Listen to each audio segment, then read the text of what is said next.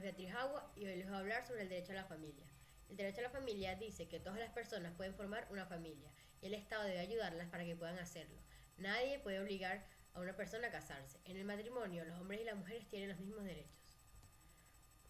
El contenido de esta lámina es la familia, la historia, las etapas de la familia, los tipos de la familia, el derecho a la mujer, el niño, la niña y el adolescente, el derecho a la familia, la violencia doméstica, el tipo de violencia y casos de violencia.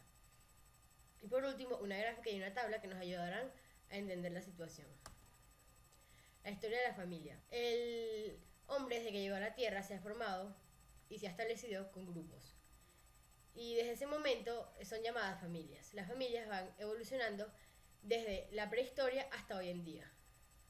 Las etapas de la familia son etapa de comunidad primitiva, etapa de la horda, etapa del clan, etapa consanguínea, punalúa, cindia ísmica, la familia monogamia, la familia poligámica, la familia matriarcado y la familia patriarcal. Después de haber visto toda la evolución de la familia, hoy en día se han hecho estudios donde las familias se pueden encasillar según su organización y su estructura y según su composición. Según su organización y su estructura, las familias se pueden dividir en familias tradicionales, familias de transición y familias no convencionales. Según su composición, las familias se pueden dividir en familias nucleares, monoparentales, reconstituidas, unión libre y el divorcio.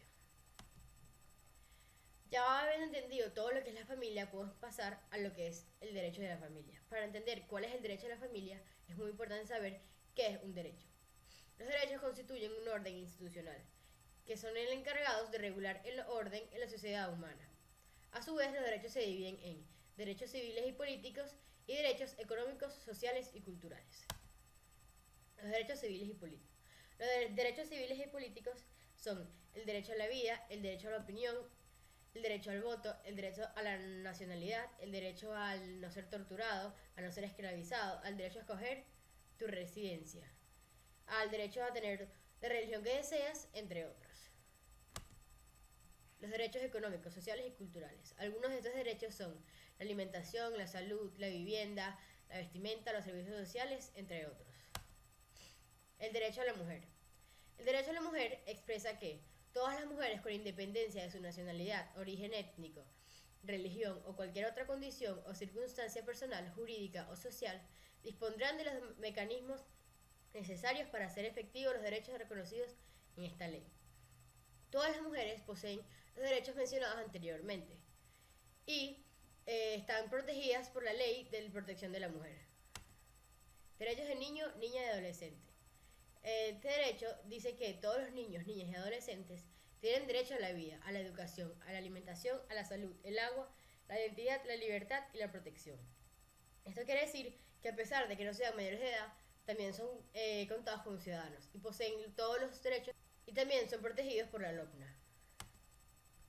Derecho de la familia. El derecho de la familia dice que los hombres y las mujeres a partir de la edad núbil tienen el derecho a casarse sin distinción de raza, nacionalidad o religión.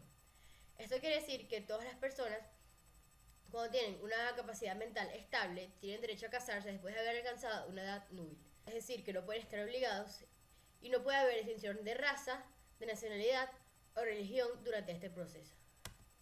La situación más grave de violación de derechos de la familia es la violencia doméstica.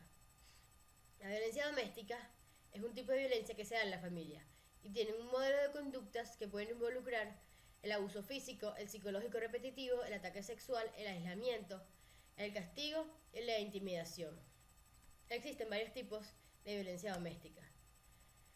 El tipo de violencia física, que consiste en sujetar e inmovilizar a una persona causándole un daño corporal en cualquier parte del cuerpo. La violencia psicológica tiene como objetivo destruir la autoestima de la persona afectada y desestabilizarla emocionalmente a través de la humillación, la amenaza, las prohibiciones y los insultos. Por último está la violencia sexual. La violencia sexual es el tipo de violencia que te obliga a tener cualquier contacto sexual en contra de tu voluntad. Esta se subdivide a su vez en tres, que son el abuso sexual, la violación y el incesto. Los casos de violencia sexual resaltantes que se trataron en el trabajo fueron: lo mataron a cuchilladas, investigaron 3 casos de violencia en Zulia, Miranda reporta 3.000 casos de violencia contra la mujer en el 2011, atendieron en Guárico 600 casos de violencia doméstica. Todas estas noticias fueron extraídas de distintos periódicos nacionales.